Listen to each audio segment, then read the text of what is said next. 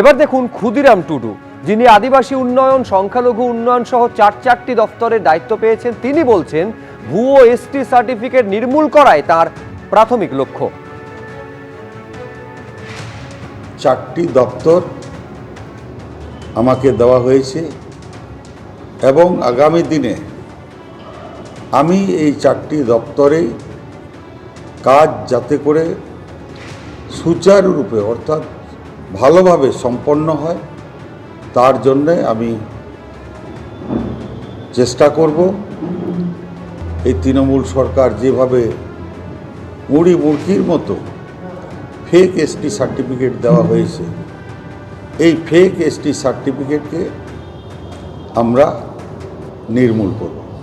সংখ্যালঘু উন্নয়নের জন্য আমি অবশ্যই ভাববো তারা, কারণ আপনারা জানেন গতকালকে আমরা আমাদের অনারেবল সিএম এবং আমরা সবাই ক্যাবিনেট যে মন্ত্রিসভা আমরা কালকে পাস করেছি বিভিন্ন যে মহিলাদের জন্য আমাদের ভোটের আগে যে ইস্তাহার ছিল, অর্থাৎ যে অন্নপূর্ণা ভাণ্ডার, আমরা 1 জুন থেকে সেটা আমরা চালু করছি।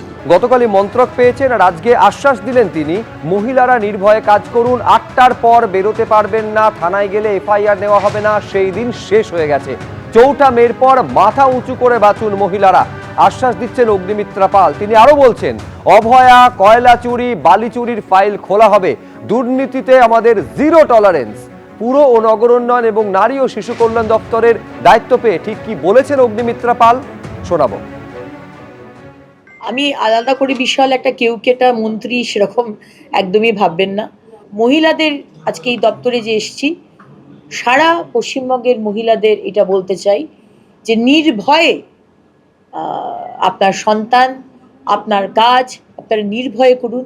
8টার পর বেরোতে পারবেন না, থানাতে গেলে থানা এফআইআর নেবে না, এই দিন শেষ হয়ে গেছে। সুতরাং আমি সেই আশ্বাস দিতে চাই আমার মহিলা বোনদের, মাসিমা, কাকিমা সবাইকে, যে মাথা উঁচু করে আমরা বাঁচব।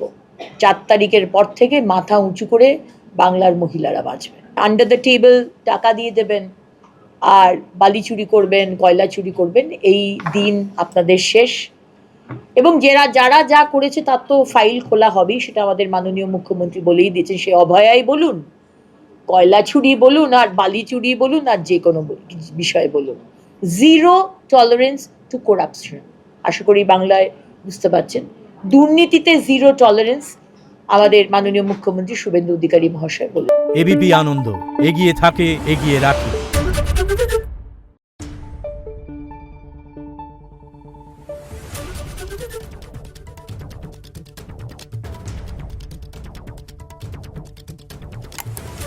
Thank you.